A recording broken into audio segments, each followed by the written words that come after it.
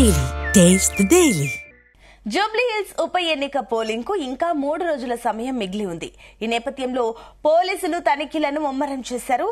ఈ నేపథ్యంలో రాత్రి సనత్ నగర్ పిఎస్ పోలీసుల సమక్షంలో తనిఖీలు చేపట్టింది ఫ్లయింగ్ స్క్వాడ్ టీం. దీనిపై బీఆర్ఎస్ మండిపడింది. మీడియా లేకుండా పోలీసుల తనిఖీలు నమ్మలేమని ఆందోళనకు దిగింది. డబ్బులున్న ఇంటికి పోలీసులు కాపలా కాస్తున్నారని ఆరోపించింది. పోలీసులు కాంగ్రెస్ తొత్తులుగా వ్యవహరిస్తున్నారంటూ పెద్దపెట్టున నినాదాలు కూడా చేశారు బీఆర్ఎస్ నేతలు. ఈ విషయం తెలుసుకున్న బీఆర్ఎస్ నేతలు స్పాట్ కు భారీగా చేరుకోవడంతో అక్కడ స్వల్ప ఉద్రిక్తత తలెత్తింది. నిన్న బీఆర్ఎస్ మాజీ ఎమ్మెల్యే మర్రి జనార్దన్ రెడ్డి, ఎమ్మెల్సీ రవీందర్ రావు ఇళ్లలో తనిఖీలు చేపట్టారు. ఇక మోతినగర్ లోని మర్రి నివాసం, కూకట్పల్లిలోని రవీందర్ రావు నివాసంలో ఎలక్షన్ ఫ్లయింగ్ స్క్వాడ్ సోదాలు చేపట్టాయి.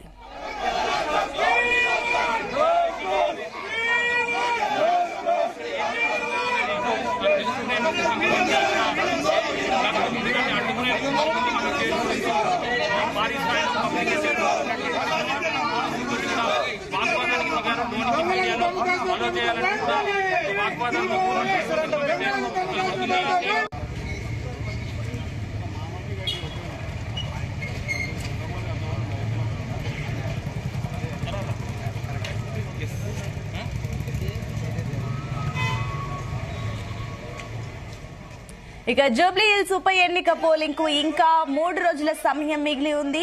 అయితే ఈ నేపథ్యంలో పోలీసులు తనిఖీలు ముమ్మరం చేశారు. ఇక దీనికి సంబంధించి మరిన్ని details chief news coordinator Radhakrishna అందిస్తారు. రాధాకృష్ణ. Good morning Sunitha. జూబ్లీ హిల్స్ ఉప ఎన్నికలు పోలింగ్ కు దగ్గర పడుతున్న క్రమంలో ఇటు పోలీసులు, అదేవిధంగా ఎన్నికల social team, flying squad team కూడా అనుమాన కొంత అనుమానాస్పద సందేహాలు వచ్చిన దగ్గర చోట్లలో తనిఖీలు నిర్వహిస్తున్నారు.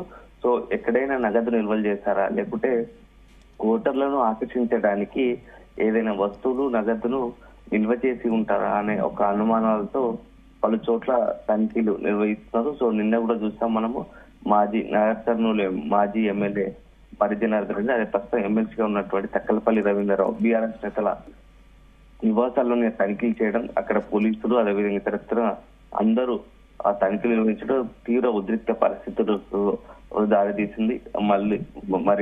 మర్రి జనార్దన్ రెడ్డి అదేవిధంగా ఇటు తక్కలపల్లి రవీంద్రరావుకు సంబంధించిన అనుచరులు, బీఆర్ఎస్ కార్యకర్తలు పెద్ద ఎత్తున అక్కడ చేరుకొని ఆందోళన నిర్వహించారు. సో ఇది ఇలా ఉంటే గత రాత్రి కూడా సనత్ నగర్ బీఎస్ పరిధిలో ఒక ఇంటిలో ఫ్లయింగ్ స్క్వాడ్ టీము సోదాలు నిర్వహించడం ఇప్పుడు అక్కడ బీఆర్ఎస్ తీవ్ర ఆగ్రహం వ్యక్తం చేసింది. ఎందుకంటే ఎలాంటి మీడియా లేకుండా కేవలం ఈ యొక్క స్క్వాడ్ టీము తనిఖీలు నిర్వహించడం ఏంటి అని చెప్పేసి కూడా బీఆర్ఎస్ ఆరోపణలు చేస్తా ఉంది. ఈ కేవలం ఎన్నికలను సజావుగా నిర్వహించకుండా అధికార కాంగ్రెస్ పార్టీకి మొత్తం కూడా అనుకూలంగా వ్యవహరిస్తుందని చెప్పేసి బీఆర్ఎస్ ఆరోపిస్తుంది. అంటే అక్కడ కాంగ్రెస్ సంబంధించిన నేతల ఇంటికి సంబంధించి ఎక్కడా కూడా తనిఖీలు నిర్వహించకుండా కేవలం బీఆర్ఎస్ ఇళ్ల తనిఖీలు నిర్వహిస్తూ బీఆర్ఎస్ ను బదనాం చేసి కుట్ర చేస్తా ఉంది. అదే సందర్భంలో పోలీసులు కాంగ్రెస్ డబ్బులు నగదు పంచడానికి కాంగ్రెస్ సంబంధించి పూర్తి స్థాయిలో వాళ్ళకు భద్రతను ఇస్తున్నారు అని చెప్పేసి ఇప్పుడు ఆరోపణలు చేస్తా ఉన్నారు. సో మరొక 2 రోజులు మాత్రమే, రేపటి సాయంత్రంతో 5 గంటలతో ఎన్నికల ప్రచారం ముగియనుంది. దీంతో రోజుకు ఇటు ఎన్నికల ప్రచారంలో నేతలు ఒకవైపు ముఖ్య కీలక నేతల ప్రచారంలో దూసుకుపోతున్నారు.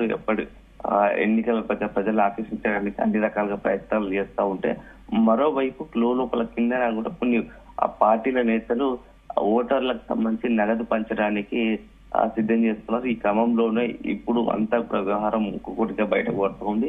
సో ఈ నేపథ్యంలో ఒకరిపై ఒకరు విమర్శలు, ఆరోపణలు చేసుకుంటున్నారు. సో మరొక 2-3 రోజుల్లోనే మొత్తంగా ఎన్నికల ప్రక్రియ ముగుతోంది. 11వ తేదీన వచ్చే మంగళవారం 11వ తేదీన పోలింగ్ ఉండడంతో మొత్తం అన్ని పార్టీలు కూడా అప్రమత్తమై వీలైనంత వరకు ఓటర్లను ఆకర్షించాలనే ఉద్దేశంతో అన్ని రకాలుగా శాశక్తులుగా ప్రయత్నం చేస్తూ ఉన్నారు. ఇటు బీఆర్ఎస్ కావచ్చు, కాంగ్రెస్, బీజేపీ 3 పార్టీలు కూడా ఎన్నికను అత్యంత ప్రతిష్టాత్మకంగా తీసుకున్నాయి. సో ఈ ఎన్నిక జూబ్లీ హిల్స్ ఉప ఎన్నిక ఎవరు గెలిచినా దాని యొక్క పర్యవసనాలు, ఫలితాలు తెలంగాణ రాష్ట్ర రాజకీయాల్లో ఖచ్చితంగా ప్రభావం చూపుతాయని ఒక విశ్లేషణ, ఒక అంచనా ఉంది. ఎందుకంటే ముఖ్యంగా ఇటు కాంగ్రెస్ కు అదేవిధంగా బీఆర్ఎస్ కు ఈ రెండు పార్టీలకు కూడా ఇది చాలా అత్యంత కీలకంగా మారుతున్నాయి. ఎందుకంటే ఏ ఒక్క ఇందులో ఓటమి అయితే దాని ప్రభావము ఆ యొక్క పార్టీలు, ఆ పార్టీకి సంబంధించిన కీలక నేతల పైన ఉండబోతుంది అనేది ఒక రక చర్చ ఉంది. ఎందుకంటే దీని వల్లనే అగ్రనేతలు ఆ కాంగ్రెస్ పార్టీ నుంచి ఏకంగా సీఎం రేవంత్ రెడ్డి కూడా ప్రచారంలో పాల్గొని ఆ గెలుపు కోసం శాయశక్తులు ప్రయత్నం చేస్తున్నారు. మరో బీఆర్ఎస్ తరఫున వర్కింగ్ ప్రెసిడెంట్ గా ఉన్నటువంటి కేటీఆర్ తప్ప అటు మాజీ మంత్రులందరూ కూడా రంగంలో దిగి మొత్తం జూబ్లీ హిల్స్ లోనే మకాం వేసి కూడా ఈ యొక్క గెలుపు కోసం అన్ని రకాలుగా ప్రయత్నాలు చేస్తారు.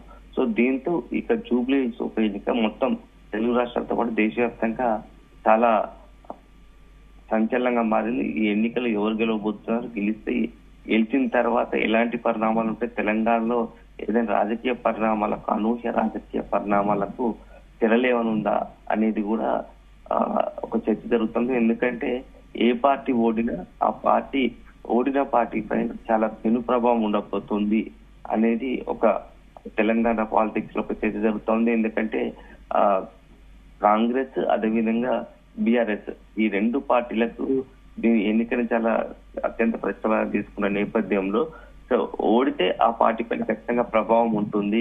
ఆ తర్వాత జరిగే పరిణామాలకు కూడా ఇది తెలంగాణ రాజకీయాలకు కీలకంగా మారబోతుందనే ఉద్దేశంతో అన్ని రకాలుగా శాయశక్తులుగా ప్రయత్నించే పరిస్థితిలో ఈ యొక్క ఉప ఎన్నికలో గెలిచి తీరాలనే ఒక పట్టుదలతో పార్టీలు పనిచేస్తున్నాయి. 15 సీటు స్థానాన్ని కాపాడుకోవడానికి బీఆర్ఎస్ ప్రయత్నం చేస్తుంటే అధికార పార్టీ ఖచ్చితంగా జూబ్లీస్ తో కాంగ్రెస్ పార్టీ గెలిచి తీరాల్సిందనే ఒక ఉద్దేశంతో అడుగులు వేస్తా ఉంది.